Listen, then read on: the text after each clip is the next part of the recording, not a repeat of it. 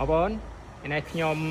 នឹងបង្ហាញពីសមត្ថភាពលុចទី AX 450H ខ្ញុំមានដល់តែ3គ្រឿងបាទពណ៌ទឹកមាសនិងពណ៌ស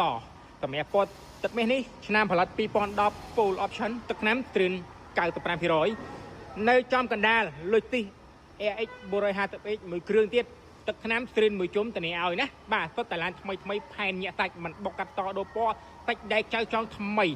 នៅខាងនេះបាទ 450H ដូចគ្នាផងដែរ010ដូចគ្នាបាទទាំង3ហ្នឹងបាទតកូលតែមួយឆ្នាំផលិតតែមួយស្លាកលេខបាទគឺមាន A មាន B ហ្នឹងហើយបងប្អូនណាបាទឆ្លាញ់ពេញចិត្ត inbox តាក់ទួ